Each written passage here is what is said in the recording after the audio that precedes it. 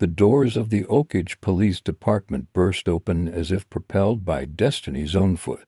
A German shepherd, mud-caked and blood-soaked, panting as if he had just outrun hell, collapsed onto the linoleum floor. Bound to his back with tattered cloth was the lifeless form of a young girl. Her hair was tangled with blood and grime, her face was ashen, her arms hanging loosely. "Jesus Christ," Deputy Larson murmured, already sprinting ahead.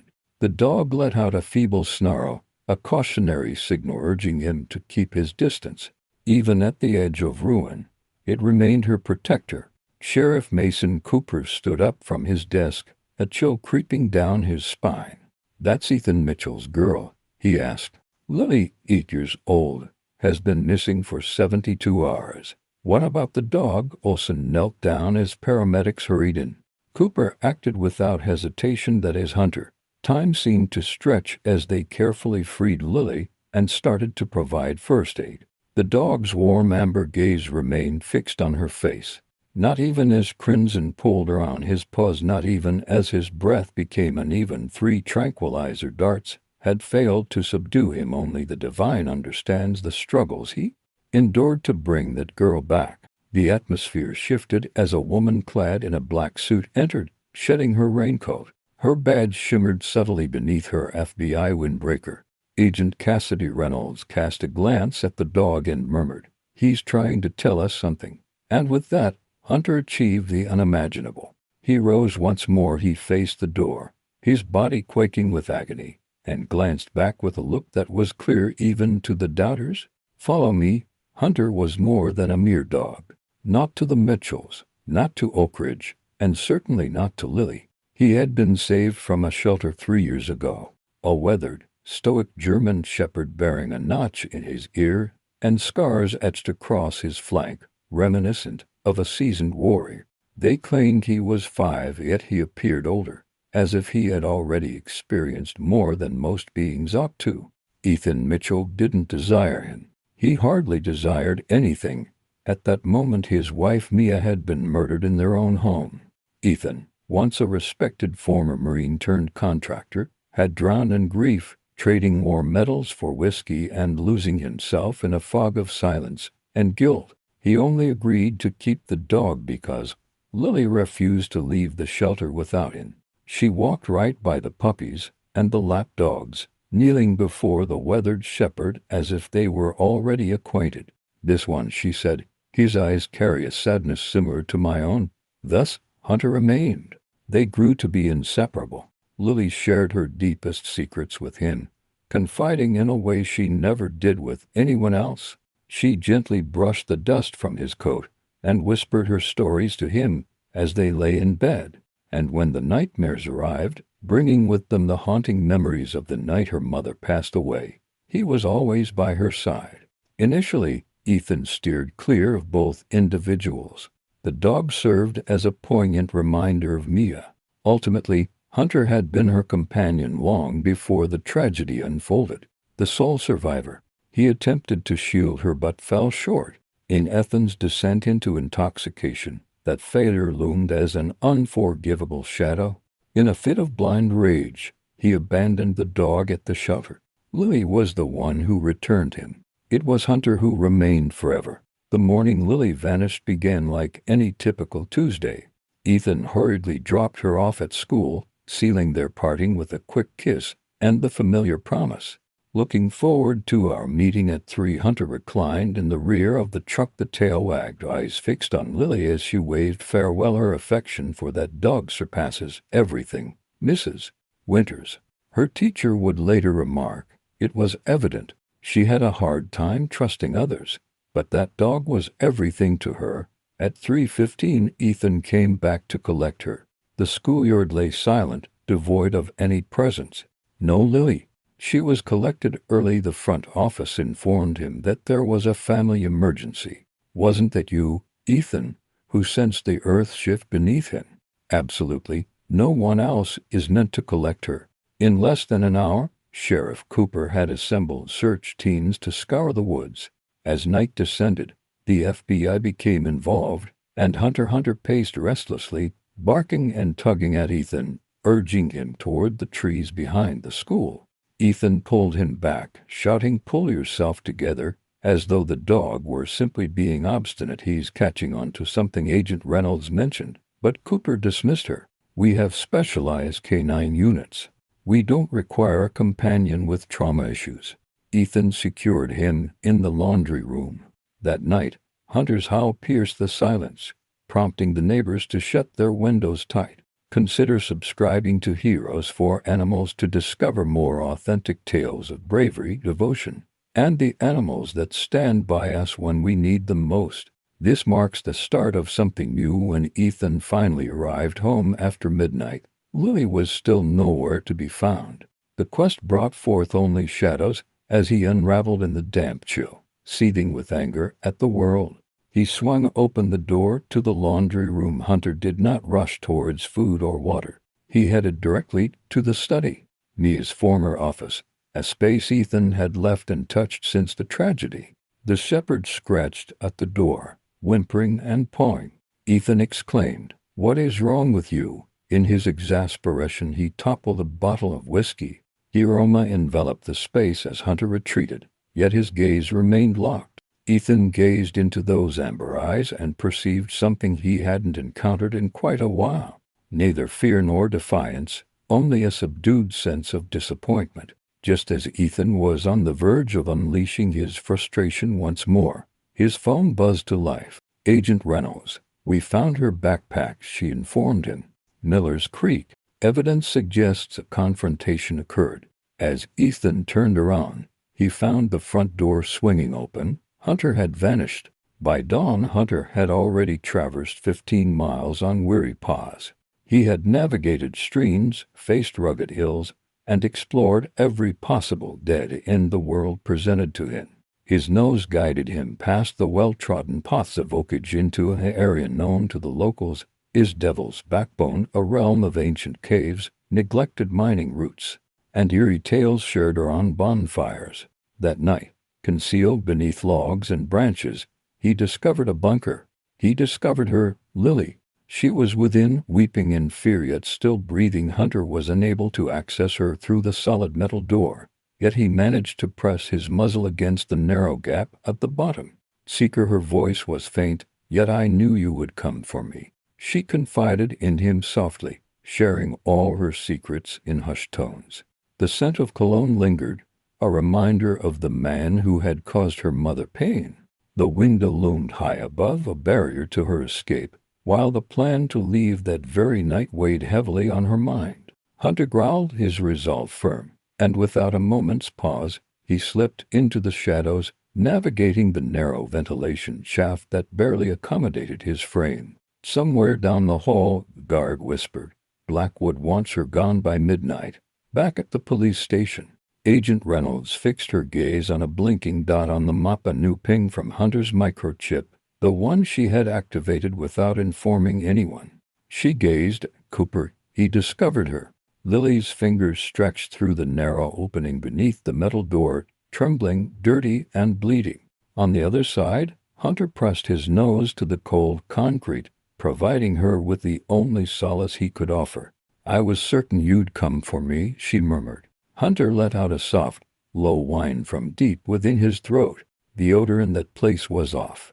Moist concrete, the scent of cigarettes, gun oil, and underneath it all, that recognizable chemical cologne. The presence that remained in Ethan's home the night Mia was killed. Hunter had not forgotten. Neither had Lily. "She mentioned that they are relocating me tonight." Her voice was scarcely heard. "One of the gentlemen he carries the scent of the one who caused Mon pain." Hunter's eyes narrowed, ears swiveling to catch the sound of footsteps approaching in the hall. A presence was approaching. He melted into the darkness just as the lock clicked into place. A guard entered, carrying a tray. "Dinner time, princess," he remarked with a mocking grin. He failed to notice the flash of power and rage until it was already upon him. With a sudden burst of energy, Hunter sprang from the darkness, his jaws seizing the man's forearm with fierce determination. The tray crashed to the ground, food scattering across the concrete. The man let out a piercing scream, his hand darting towards the pistol strapped to his belt. But Hunter had been prepared for moments just like this. He held on tight. Across town, Ethan stood in his kitchen, gazing at the shattered whiskey bottle on the floor, the leash dangling from his hand, and the open door through which Hunter had disappeared. The rain pounded against the windows, echoing like a relentless war drum. His breath hitched as he recalled that look in Hunter's eyes. Accusation. Yes, but also something deeper, something purposeful. "Ethan?" he said, picking up the phone. "Agent Reynolds," he continued the moment she answered. "He's gone." Chaos erupted in the bunker. The guard reeled back, crashing against the wall as he struggled to fend off Hunter.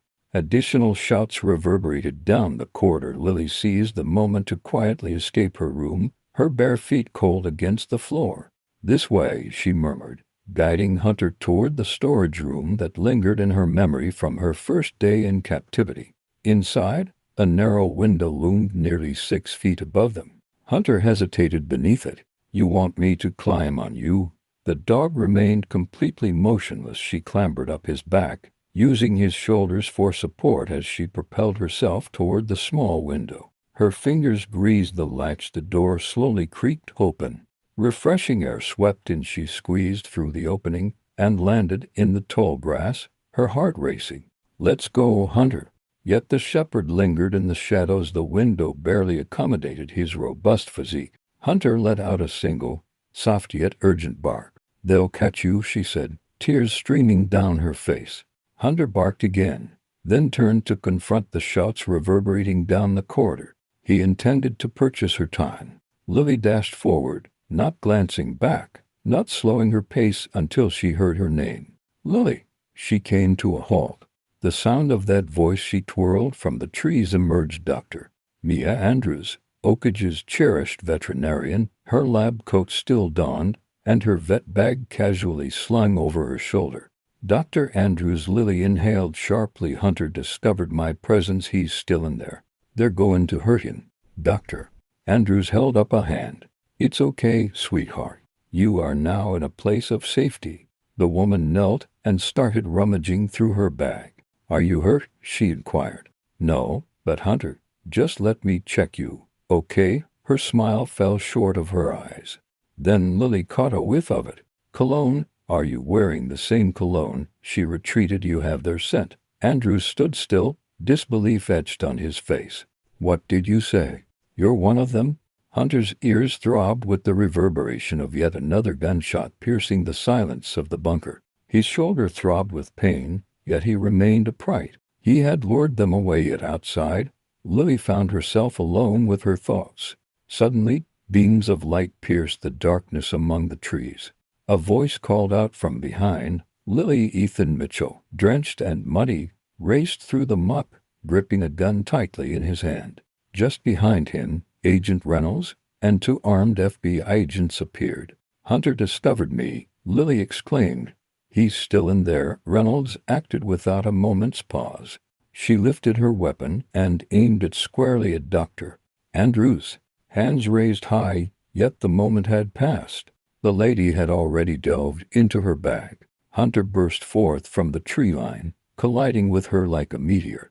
The syringe soared from her grasp. She struck the earth with force. Upon returning to town, the news traveled quickly. The Oak Ridge Sheriff's Department orchestrated a comprehensive operation to raid the bunker.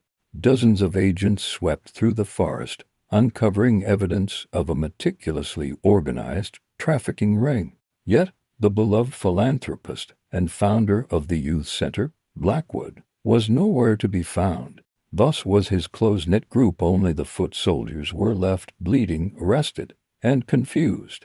Lily and Hunter were hurried to the hospital. She sustained a few minor scrapes.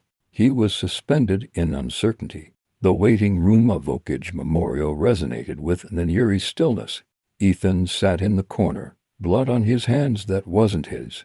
Lily slept curled on the seat beside him, a nurse having wrapped her in a warm blanket. Every few minutes she stirred and murmured, "Is Hunter okay? He's fighting," Ethan would say, "as he always does." Inside the veterinary wing, Dr. Patel worked tirelessly. Hunter's injuries were severe, Lung damage, blood loss, internal bleeding. And yet he clung on with unwavering determination.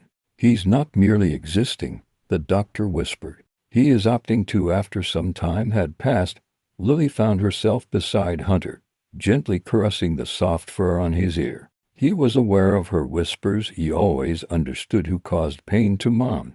Ethan gazed at her, confusion evident in his voice. What do you mean? The man who took me wore the same cologne as the one who visited our home the night Mom passed away. And the same one Dr. Andrews wore. Ethan felt the bottom drop out at Blackwood. He had been present. He was the one whose scent Hunter had detected. It has been evident all along. Agent Reynolds entered with her arm secured in a sling. I need to have a private conversation with you. She mentioned that Ethan was reluctant to go. Lily Reynolds acknowledged a nurse with a nod. She will remain with her. In the hallway, Reynolds cut to the chase. It's larger than we anticipated. Ethan gazed intently at her. Blackwood has been managing this initiative along the East Coast, utilizing his youth programs to spot and nurture young talent. Mia pieced it together as Ethan gulped. My partner, she was a dedicated reporter, Ethan. She didn't merely stumble upon this, she was constructing a case. Ethan gazed into the void, the fragments shifting into new formations. She mentioned she was busy with something, yet she never revealed what it was. Reynolds rested a hand on his shoulder. She departed with more than you realize. As the night wore on, Lily drifted into a peaceful slumber. Ethan perched beside Hunter's bed, murmuring softly, I understand now. You were trying to protect her that night. Hunter lay still, the steady beeping of his heart monitor filling the silence. Ethan placed his hand gently on the dog's side. You never lost hope, even when I did. The following morning, Reynolds arrived with an update. I have the security footage from the station, she announced. There seems to be an issue with Hunter's collar. It's noticeably thicker than it was before. It seems there could be something within. It was taken out from storage. A forensic technician meticulously sliced it open. Within, they discovered a small waterproof capsule housing a micro SD card. Reynolds gazed at it with a sense of awe. At Thanpot, as the agents hurried the evidence to a secure lab, Lily led Ethan into the hospital garden for a brief stroll, while Hunter, still bandaged, ambled slowly beside them. He's searching for something, Lily remarked unexpectedly. Notice how his ears are constantly twitching, Ethan observed. He's not merely walking, he's scanning. Lily nodded. Mom mentioned he was good at keeping secrets. She mentioned that he might discover treasure. Ethan knelt, his heart racing with excitement at the sight of the treasure. She would conceal items in the yard and declare, seek the treasure hunter.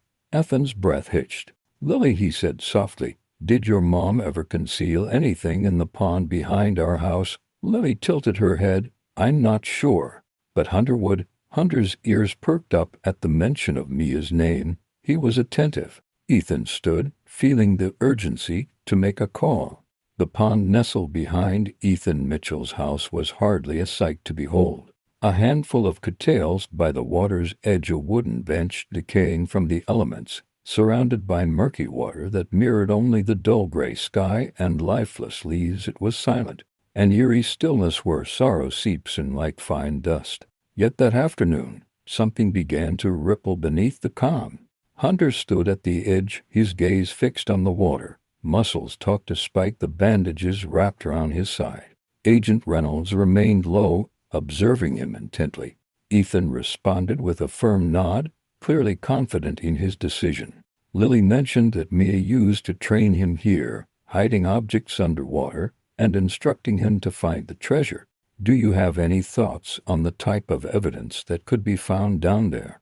Ethan's voice trembled. If Mia made an impact, it's significant and embodies everything Reynolds expressed. All right, let's discover what this dog can do. Ethan crouched beside the German shepherd, placing a hand on his drenched fur. Okay, boy, he whispered. This is the last thing she asked of you. Let's finish it. He gazed into Hunter's eyes. Seek the treasure. The dog acted without a moment's pause. In spite of his injuries and the fatigue that clung to him, Hunter entered the water as if it were a familiar ritual, as if he had done it countless times before. In an instant, he found himself gliding through the water. He made his way to the heart of the pond, took a brief moment to gather himself, and then plunged beneath the surface. Lily observed from the secure confines of the car parked close by, her hands pressed against the glass. Dr.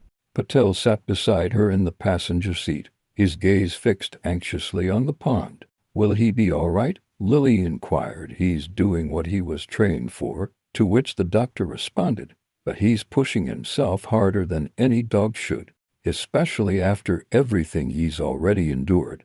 At the water's edge, the surface shimmered, and then Hunter appeared. Something gripped within his jaws. Ethan dashed ahead and seized the muddy, dripping object marked with streaks of earth. It was a waterproof plastic container, roughly the dimensions of a lunchbox. Hunter pivoted quietly and plunged once more. When he finished, he had collected 5 matching cases. At last, he stumbled out of the water and fell to the ground at Ethan's feet. Reynolds summoned her tech team without delay. Within the initial case lay photographs, financial documents, and a compact voice recorder. Ethan immediately identified the handwriting. Mia Reynolds held up a folder brimming with account transfers, company names, and real estate holdings. "This connects Blackwood to 3 offshore companies linked to child trafficking," she said, flipping through the pages, her breath quickening. "Ethan, this isn't just a case. This is the entire operation." Ethan remained silent, engrossed in the moment, as he knelt beside Hunter, softly murmuring, "Good boy. You did it. You really did it." That night, back at the safe house, Ethan found himself unable to sleep. He sat at the kitchen table, one hand cradling a cup of black coffee, the other clutching a sealed envelope he had discovered in the previous case, addressed solely to Ethan. Mia's penmanship, he would recognize it anywhere. His fingers quivered as he unsealed it. Within the envelope lay a letter accompanied by a compact flash drive. The correspondence was time-stamped the week prior to her passing. "Ethan, if you're reading this, something has happened to me. Please understand that I did everything in my power to protect you and Lily. Blackwood is a threat, and I got too close to the danger, aware that my time was limited. I prepared Hunter for this moment, for the day I wouldn't be able to stand by your side. He's not merely a dog. He's a protector, a messenger, a warrior.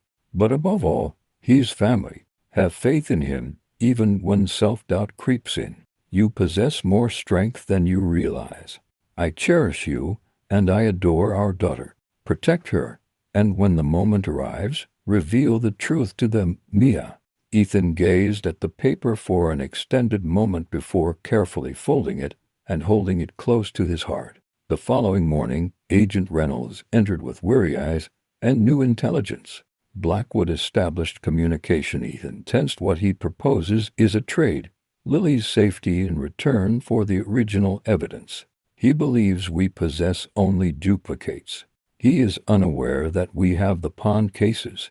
Ethan tightened his jaw. "He desires a meeting, doesn't he?" Reynolds gave a slight nod. "Tomorrow evening. Exclusive venue. You're going solo." Ethan gazed out the window. "It's a trap." "Certainly, we will be present."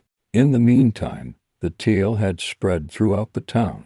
Local news outlets were buzzing about a courageous canine that guided the FBI to a criminal trafficking operation. The hospital was overflowing with flowers and cards for Hunter. Donations of toys and dog treats were sent by strangers. One card simply stated, "Thank you for bringing her home."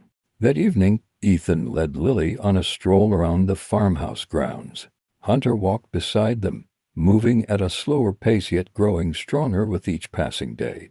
"Daddy," Lily asked, "do you think Mom's proud of him?" Ethan gazed at the scarred German shepherd before turning to his daughter. "I believe she's proud of both of you." Lily halted, her gaze scanning the horizon. She used to say Hunter could detect falsehoods. Ethan beamed. She was right. Subsequently, Reynolds examined the voice recording discovered within one of the waterproof cases. Mia's voice was sharp and distinct. "This is Mia Mitchell. If you're receiving this message, it's probable that I have met my end. Thomas Blackwood is exploiting children under the guise of his charitable organizations. I have photographs of financial records and personal testimony. I'm keeping it in a location that only my dog can reach. I'm placing my trust in him with everything. If you come across this, ensure he doesn't walk away." Reynolds reclined in her chair. No jury in the nation would acquit him at this point. The evening of the gathering came, and Ethan donned a concealed wire. Strategic units were positioned several miles away. A drone surveyed the landscape from the sky. The location for our gathering, an abandoned barn, stood on the outskirts of a forgotten tobacco field. By the time Ethan stepped inside, Blackwood was already waiting. Identical custom suit, identical self-satisfied look. "Ethan, you seem a bit worn out," he remarked while adjusting his cuffs. "You appear to be a man racing down a path," Ethan inquired. "Do you have what I requested?" Ethan raised a briefcase filled with mock documents. "Where's my daughter?" Blackwood grinned, then echoed the sharp sound of a firearms mechanism. Yet, just as the trigger was about to be pulled, the barn's rafters became illuminated with crimson points of light. "Laser sights, Federal Bureau of Investigation," a voice roared. "Put down your weapon." Blackwood came to a sudden halt moments later. Reynolds emerged into the illumination. "The conclusion has arrived." "Thomas," he let out a harsh laugh. "It certainly took a while, didn't it?" Upon returning to the safe house, Ethan discovered Lily peacefully slumbering on the couch. Hunter nestled closely beside her. He settled on the floor next to them, whispering, "You did it, buddy," as he gently scratched behind Hunter's ears. "You brought us home." The dog let out a soft grunt and rested his head once more. 2 weeks later, the trial commenced. Blackwood entered a plea of not guilty. It was of no consequence. The evidence Mia had meticulously gathered, along with Dr.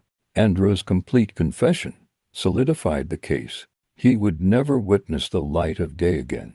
During Ethan's most recent visit to Mia's grave, he carried 2 items with him: Lily and Hunter. He set Mia's letter and a photo of the dog, captured on the day Lily was rescued, atop her headstone. He then knelt and murmured he fulfilled his vow behind him. Lily laid a bouquet of lilies on the grave. "I miss you, Mommy," she whispered. Hunter greets, "Hello." The farmhouse lay in serene stillness.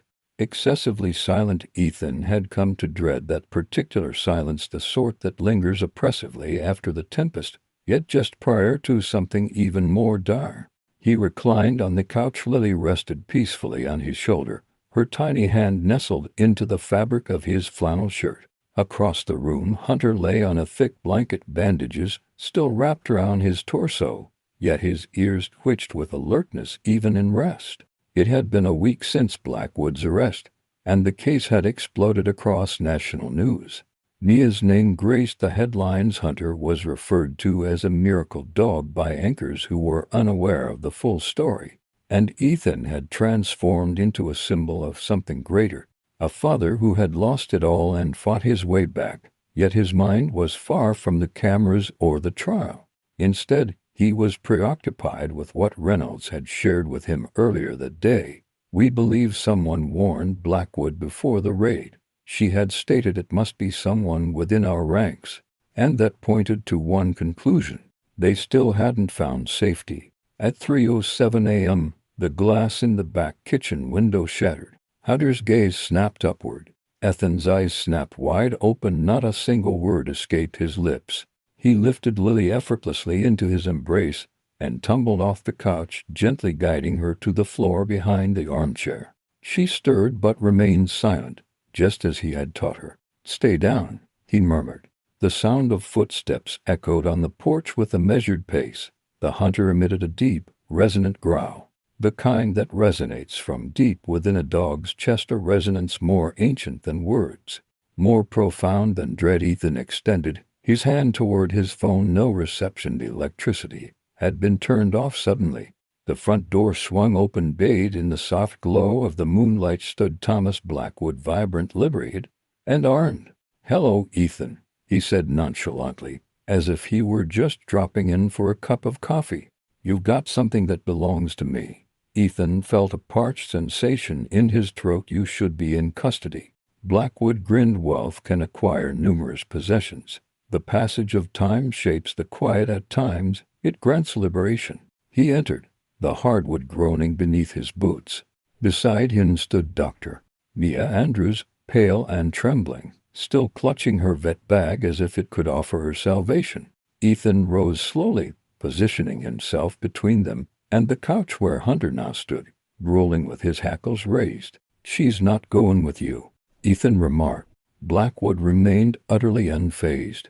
"The girl? Oh, Ethan, I don't want her. I want what Mia left behind." "You're too late. The FBI has it all." "Not all," Blackwood said, his tone tightening. "She maintained physical backups, and I believe you're aware of their location." "You're mistaken.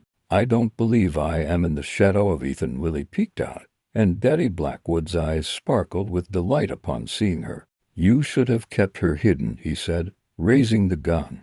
Hunter darted forward with such speed that even Ethan was caught off guard. In an instant, he stood next to the couch. In the next moment, he was soaring through the sky. A whirlwind of fur and rage. The gun discharged, and Hunter collided with Blackwood, sending him crashing against the wall. The weapon slid across the floor. Dr. Andrews let out a piercing scream and fell to her knees, gripping her stomach tightly.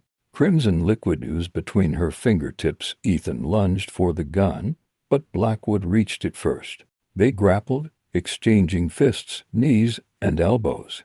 Years of fury fueling each strike. Hunter, despite his reopened wounds, sprang once more, clamping his jaws around Blackwood's wrist just as the gun discharged. The shot narrowly avoided Ethan.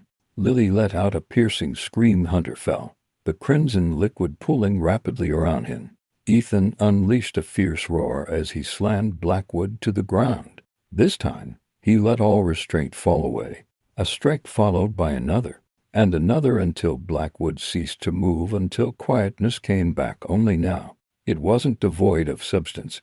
It brimmed with something far more sinister. "Hunter," Lily wept. Crawling toward the shepherd, Ethan knelt beside her and whispered, "Please wake up. He's breathing," he whispered, but barely. Sirens howled in the distance. Help was approaching, yet perhaps it was already too late. Hunter's breath came in shallow gasps, his eyes fluttering with uncertainty. Blood soaked the bandages on the floor as Ethan's hands trembled. "You did good, boy," Ethan murmured. Whispered, "You rescued us." Once more Hunter's tail thumped once, then silence. "No," Lily screamed. "Don't go." Ethan wrapped his arms around her, both of them clinging to the moment. A dog that had borne their suffering, their aspiration, their existence for years.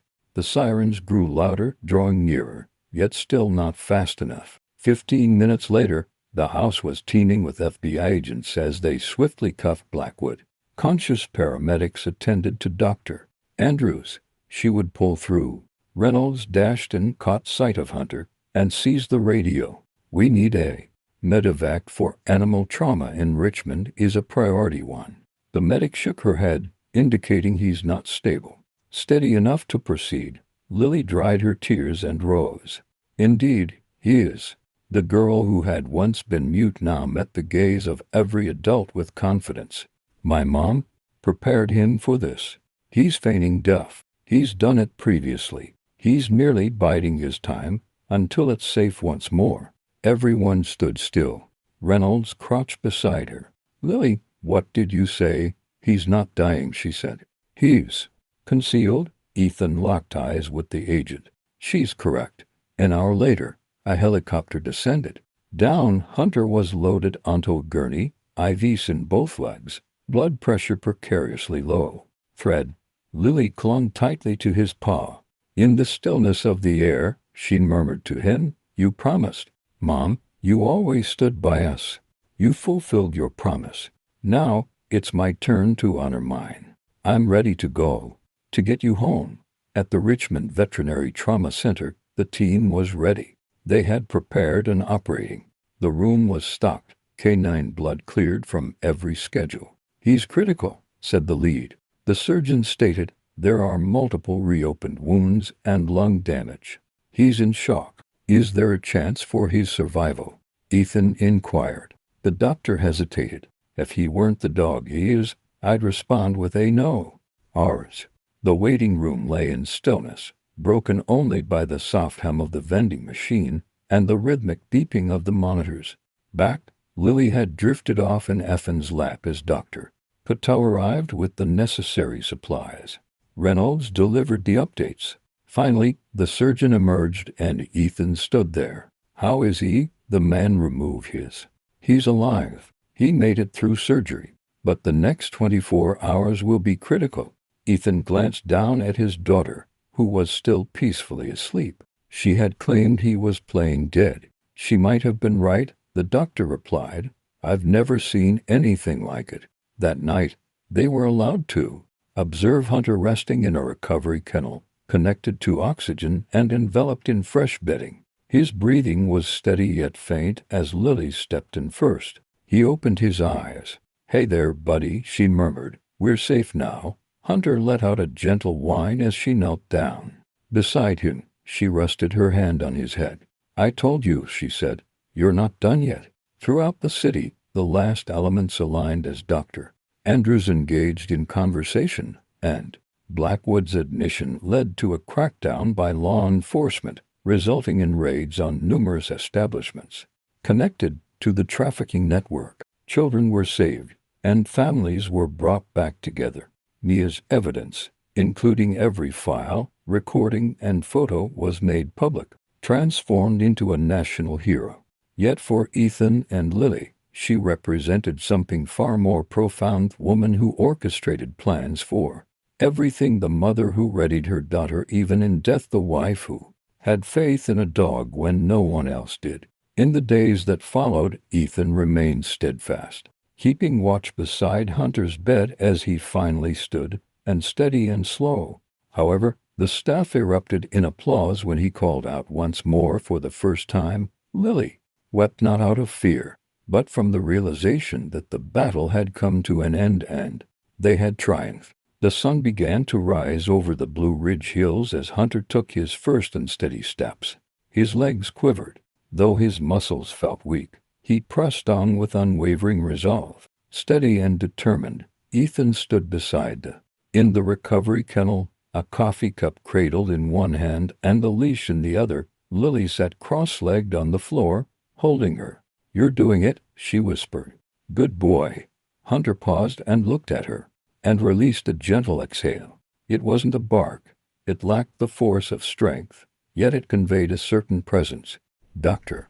Patel moved forward with a quiet grace, watching the scene unfold. He's recovering more quickly than I anticipated. A resilient spirit and a courageous heart. Ethan offered a weary yet appreciative smile. He consistently possessed more heart than all of us put together. The world beyond there, the small orbit continued to revolve. Blackwood found himself in infernal custody, stripped of bond and influence. Purchased quiet, he would confront numerous life sentences, and with Mia's testimony established in public, there was no way for him to return. Dr. Andrews stayed in a medical holding. The facility is in the process of healing from her injuries while she awaits trial. Her admission had filled in the final gaps. She had been aware of the trafficking network, opting for loyalty instead of morality. But ultimately, in the end, she had flinched, and that moment of hesitation had ultimately saved Lily's life. Reynolds had informed Ethan. There's a faint possibility she could receive a bit of leniency, but certainly not forgiveness. Yet perhaps there was a chance for redemption. Ethan found himself devoid of the energy to care. What truly mattered now was clear. A few days later, Ethan was packing a small overnight bag when one of the in the hallway hospital nurses approached him. Mr. Mitchell, we found something, one of them said, extending a simple wooden object. It was an old, smooth, handcrafted box tucked away beneath Hunter's bed. The FBI team discovered it when evidence was being gathered from your home. Inscribed on the lid in elegant cursive were the words for Ethan, Muse. Ethan's chest tightened as he reached for the box. Inside were two items, a sealed envelope and a small His hands trembled as he settled into the waiting room, surrounded by Lily and Hunter. "We're still resting in the ICU." For once, the world was serene. He pressed play, and Mia's voice emerged, gentle yet unwavering. "Ethan, if you're hearing this, something has happened to me. I'm sorry I couldn't share it all during my lifetime. I believed I had more time. I thought I was cautious enough, yet I was aware that if anything were to occur, I would rely on you to complete what I began." Ethan leaned forward, elbows resting on his knees, his eyes stinging. "You always said you weren't good with feelings, but you truly were. Incorrect. You loved deeply. You simply struggled to express it at times. That's why I prepared Hunter not only to safeguard Lily but also to lead you back if you ever stray. There's a spark within you, Ethan. I noticed you the moment you entered my life, your crooked smile lighting up the space, and your laughter echoing louder than anyone else's. Don't let my death turn that light off. Don't succumb to grief or guilt. You remain her father. You remain yourself." Ethan felt like the ground beneath him had vanished. Mia's voice, even after all this time, still carried that steady strength, unwavering and resolute. Trust in him even when he struggled to trust in himself. Perfection isn't necessary. You simply, I need to be present to express my love for her. When she inquires about me, I don't want to feel invisible. I want to be tangible and trustworthy, just like the dog. Ethan, he possesses a brilliance that surpasses us all. There was a moment of silence. Then, "I love you. Always. I have always kept going. She needs you and so do I." The tape ended with a silent click. Ethan remained still. No words escaped his lips. He simply sat there, gazing at the wall. Clung to her voice as if it were a lifeline. That night, he read the letter aloud too. Lily wept. He did too. And there at their feet, Hunter released a long sigh. Contented sigh. It resonated with tranquility. Weeks went by and Hunter was finally released from the trauma center, given guidance on light walking and the importance of ample rest. Follow-up checkups, yet no one could deter him from pursuing his desires. He remained steadfastly by Lily's side at all times. Returned to Oak Ridge quietly. The house still carried the scent of memory, yet it no longer felt haunted. Ethan spent a few days spent clearing out Mia's office, not to erase her, but to bring her into the. He carefully arranged her journalism awards in elegant frames and positioned a cherished photo of her with Lily on the mantel. He swapped out the dusty liquor for something more refined, bottles alongside books. Each evening, he prepared dinner, even if it was just a simple grilled cheese, and the three of them gathered at the table, resembling a family once more. Hunter secured his own chair, naturally. One morning, as the initial snowfall as the season settled in, dusting the back porch, Ethan discovered Lily standing by the sliding glass door. In her pajamas, she watched the pond, while Hunter sat beside her, his tail swaying gently. "Thinking?" Ethan asked, handing her a cup of hot chocolate. She nodded. "Just recalling." "Anything specific?" Lily took a sip, then glanced up at him. "Do you think Mom?" She was aware of her fate. Ethan paused, sensing her understanding of the peril that lay ahead, yet she pressed on. She hoped she could stop it in time. Lily was quiet for a moment. She didn't simply provide proof. She had given directions. Ethan lifted an eyebrow. She instructed Hunter on what to do. Her trust in him surpassed that of anyone else, even you, Ethan. He didn't take offense. Instead, he smiled. She was typically correct. Later that week, Agent Reynolds made an appearance. She appeared transformed without her FBI gear, more at ease, yet still keen and undeniably human. She brought donuts and updates on the cases. The files Mia maintained are leading to more arrests nationwide. Her efforts are assisting in breaking apart something far more significant than we had envisioned. She hesitated. She transformed everything. Ethan glanced downward at the recorder sat on the kitchen table. Yeah, she always did. As Reynolds was leaving, she knelt down to scratch Hunter behind the ears. "You did good, partner," she said softly. Hunter cast her a glance that nearly conveyed pride. That Sunday, the three of Ethan, Lily, and Hunter paid a visit to Mia's grave, where fresh flowers adorned the site. Already there, left by strangers, Lily added her own a bundle of wild daisies, wrapped in ribbon. They stood in silence for a moment. Then Ethan took a deep breath.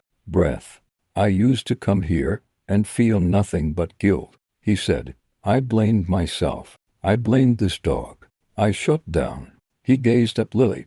"But you brought me back at Hunter, and you never gave up on me." Hunter remained still. He had no reason to shift. Ethan advanced, kneeling beside the headstone. "I assure you, Mia, I will raise her well. I will provide her with the life she deserves. You envisioned, and when she inquires about you, I will share the truth. All of it, including the difficult aspects." Lily approached him and leaned her head against his shoulder. "She already knows you were brave," Ethan murmured. Now she understood the depth of their connection, each one bringing their own light to the moment. Hunter remained a steady presence, a quiet strength among them, as they shared this unique bond. Still here, still standing. Back at home, Lily pulled out a well-loved notebook from her backpack and handed it to Ethan. "What's this?" he asked. "My story," she replied. "I'm documenting everything for other kids to show them they're not alone." Ethan opened the first page.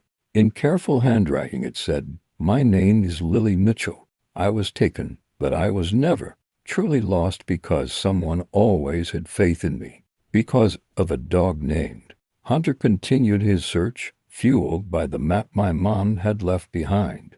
This is our story. 1 year later, the farmhouse appeared transformed, not just due to the fresh coat of paint or the vegetable garden that Ethan and Lily had cultivated together.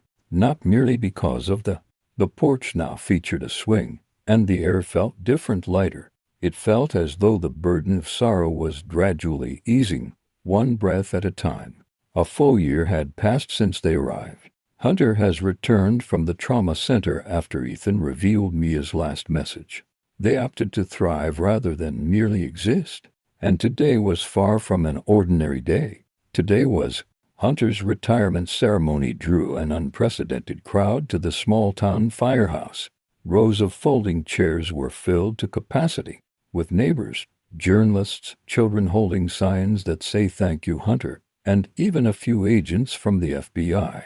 Ethan fidgeted with his tie at the podium, a hint of nervousness in his demeanor, while Lily stood next to him, beaming with pride as she held Hunter's leash. A German shepherd, now fully recovered, sat alert with his chest puffed out and tail wagging gently. He wore a custom vest that read, "Retired, yet still a hero." Ethan cleared his throat. "Folks, I'm not a man of many speeches, but today I must give it my all." The atmosphere shifted to silence. A year prior, I felt adrift, was engulfed in sorrow, and then everything transformed. Not merely due to a wicked man was apprehended, thanks to a dog that wouldn't relent, and due to a small. She had faith in both of us. He paused, gazing at Lily, and because my wife and left behind a legacy more powerful than fear, there were a few sniffles in the room. Hunter didn't just rescue Lily, he rescued me. Today, we pay tribute to him, not only for his actions but also for the contributions he made in return. Ethan knelt beside the dog and carefully took off the vest from a small wooden ox. He revealed a fresh tag, etched with the poignant phrase, "Always faithful forever. Family." He attached it to Hunter's collar. "Welcome to retirement, buddy." The crowd erupted in applause. Hunter remained still, not barking or moving. He simply leaned into the moment. Ethan closed his eyes and sighed. After the ceremony, they returned home to celebrate in their own way. Just close. Friends gathered around a table adorned with cupcakes, surrounded by a collection of old photos, and the sound of laughter. Laughter filled the air. It had been scarce for an extended period, but now it surged effortlessly. Reynolds lingered into the evening. She was relocating to a new field office in Seattle but returned for this day. Have you ever considered documenting it all?